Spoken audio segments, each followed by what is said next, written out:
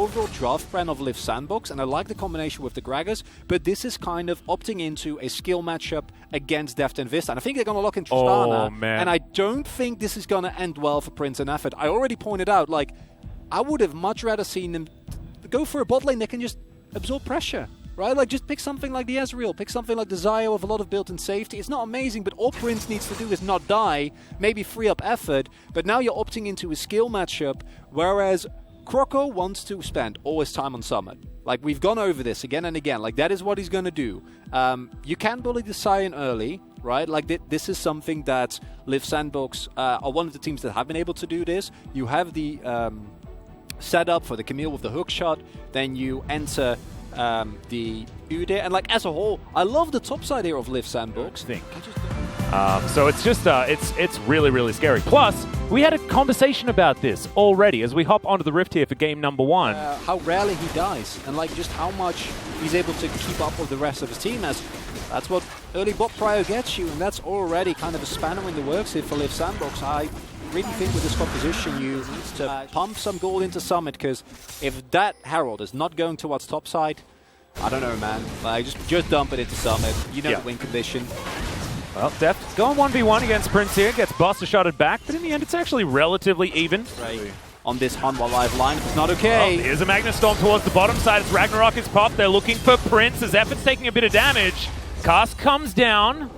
But it is going to be a Ragnarocking Olaf who's just going to walk that one out. The power of their front-to-back team fight in a later game scenario is so stable. Teleport comes in though. Yeah, this is danger as Deft now doesn't have his rocket jump. There's the flash forward. Deft is very, very dead. And the Scat of the Week connects onto Vista, who's going to flash away, crashes down to safety as Chovy teleports in just to make sure that they don't lose this turret. I think with Prince, yeah, he is a little bit far up in that lane as Deft gets the explosive charge. There's the reset as he's going to... Oh, not quite enough!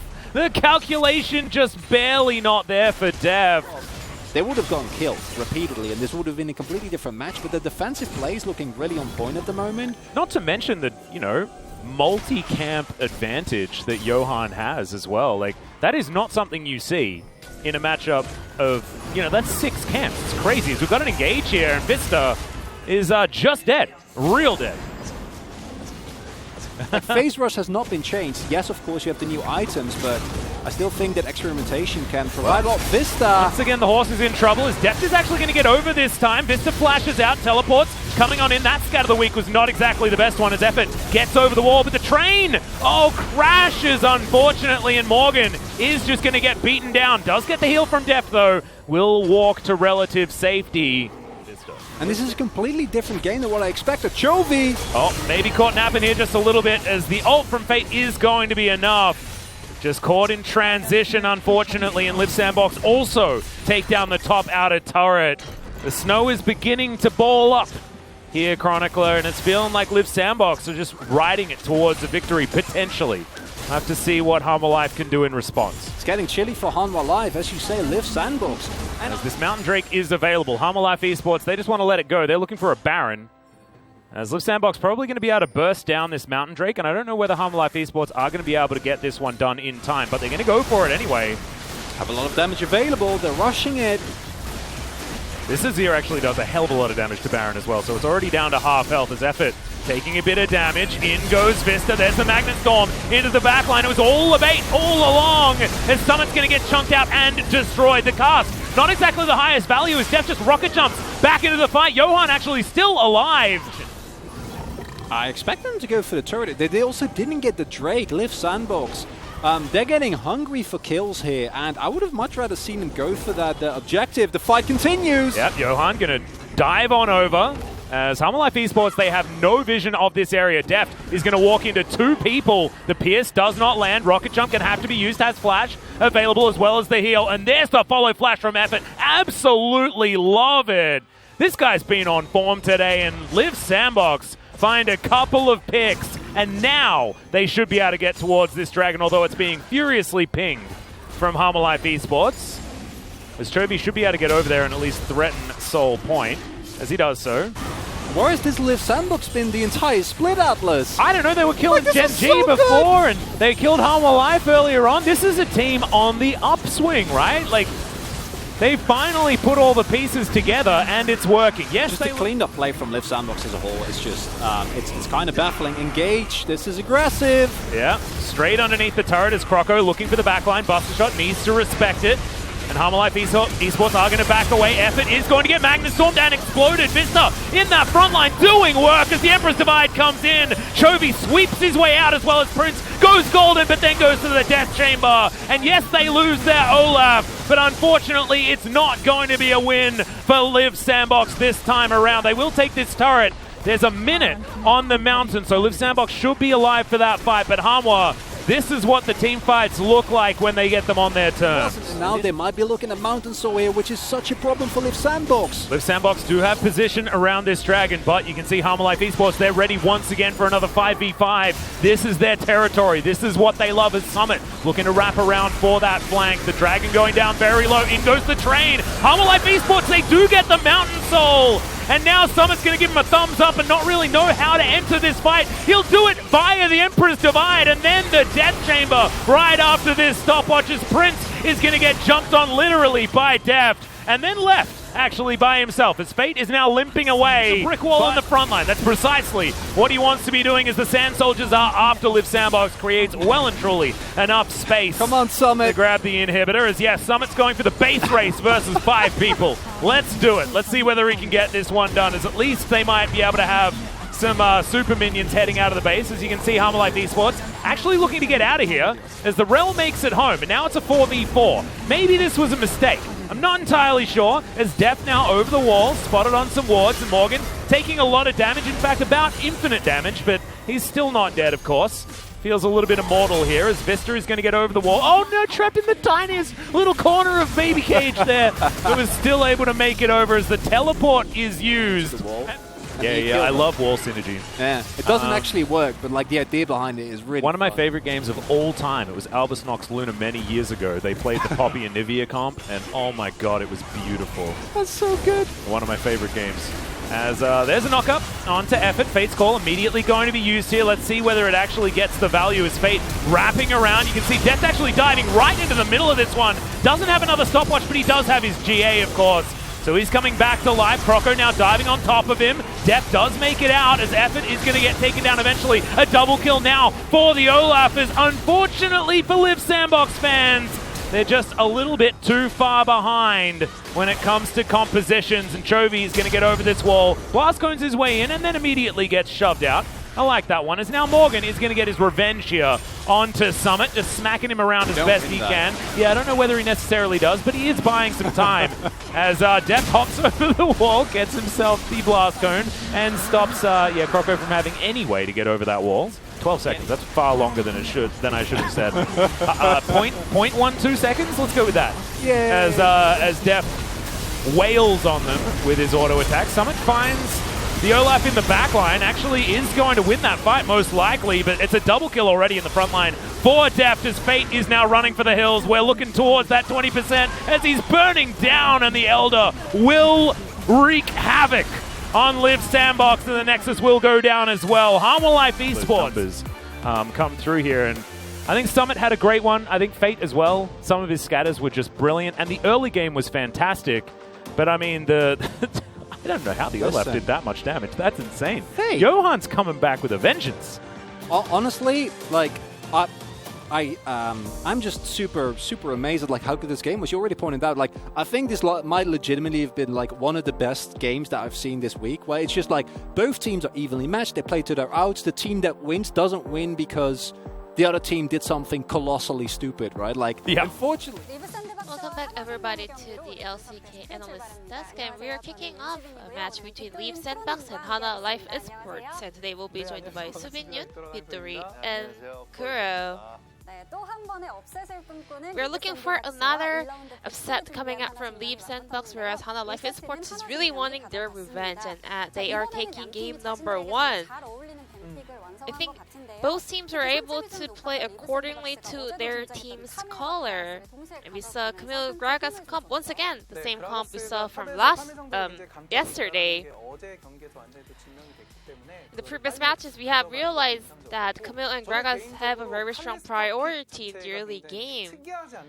I was a little bit perplexed to see that Kalista in the second rotation of the pick, because Tristana is very well known to be a very strong pick into Kalista. So when they had this champion available, maybe Tristana could have been a lot better pick to complete their bottom duo. Maybe Leaf Sandbox wanted to have their priority around the objective fights, and I guess they thought Kalista would be a really nice pick to complete their comp. And Leaf Sandbox, in the second rotation of the band, they banned away Zoe. Maybe a message that they are willing to take Azir. So Hana Life Esports was able to take it away from them. And Hana Life Esports had a very nice comp which can counter the dive attempt coming out from Leap Sandbox, and at the same time they can turn it around with Sion and also Olaf. So I want to say there was a huge edge in terms of the draft coming out from Hana Life Esports. However, in the early game, Leaf Sandbox was having a lead and control over this game, but at some point, despite the gold lead that they had, Leaf Sandbox was not playing around the side lane. They were actually grouping up and taking the fights that Hana Life Esports was trying to open, and then Hana Life Esports, with this team fight ability, they were able to turn the game around. And we saw a great play coming out from Hana Life Esports, their map awareness. So let's take a look at this first highlight. It was a bait play from Hana Life Esports. They wanted to draw the attention of Leaf Sandbox around that Baron. And this fight started off with Summit going down. It was a very difficult team fight to pull off, but they managed to do it. And then it's really hard to decide whether they still want to contest for that Baron or whether they want to rotate for something else. But they had... So Leaf Sandbox had this vision in that brush, so they knew Azir will be taking away that blue buff.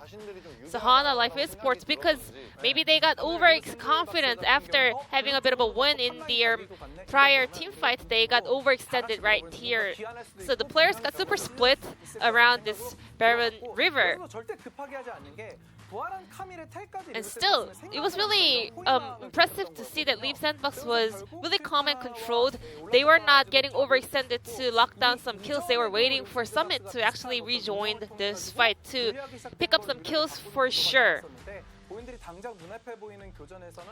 So Hana Life Esports, they were able to take the win in the first fight, but later on, Leaf Sandbox was able to extend this fight and then turn it around and get the better trade in the end. So props over to Leaf Sandbox for pulling off such a great macro play and also some great teamfight ability, but still Hana Life Esports was playing the teamfight better in the end. So let's take a look at the second highlight where Hana Life Esports was getting collapsed by Leaf Sandbox players. There were a lot of blue side ward on that lane, so they had this vision that Morgan was looking for an engage with the Sion ultimate, which was, so this was pretty much expected and predicted by Leaf Sandbox, but still Hana Life Esports was able to win this fight. Sion and Olaf are not a champion that you can chunk down immediately. They are very tanky, so it takes a long time for them to kill those two champions. But on the side of Leap Sandbox, they don't have enough damage output to 100 to 0 those two champions. And then it was time for Tristana and Azir to sweep away the remaining opponents. So even Syndra had to commit her flash in order to kind of find a meaningful CC in that fight. But Azir was able to neutralize those attempts with the stopwatch, and then they got surrounded by Hana Life Esports players. Even though Leaf Sandbox was fighting under their turret and also they had a meaningful gold lead, Hana Life Esports was able to maneuver that team fight beautifully. After losing their matchup against Leaf Sandbox in the first round robin, Hana Life Esports was so hungry for the revenge, and PUG will go over to Chovy. 1K POG points going over to this player. This time around, it was a Conqueror Azir. I want to break it down for you guys. So Halo Blades or Comet is a lane priority choice from Azir. So I wanted to kind of analyze why this player took Conqueror in this game, because these days we are not having a lot of action happening in the early game. So maybe Chovy was looking for that late game power spike, and this player is so confident that he will be able to pop off in the later stage of the game. And also, the Nashor's Tooth and then Leandri's was the item build order from Chovy as well. And in this particular team fight, Azir was able to do more than 5k damage by himself. And also, it was really important that he stayed intact in that fight. Chovy eclipsing Pusick with this additional POG point, and he's on top of the LCK POG standings. We have an upcoming match from Damakia as well, so let's see if this standings can be upset once again later tonight. But 649 is the vote number heading over to Chovy's Azir performance. Now we're heading into game number 2 between Leaf Sandbox and Hana Life Esports. Deft was able to pick up a very happy win for his 500th game in the LCK, but now let's find out if they can close out the series with a win with a very clean 2-0 score, or whether Leaf Sandbox can come back stronger for game number 2.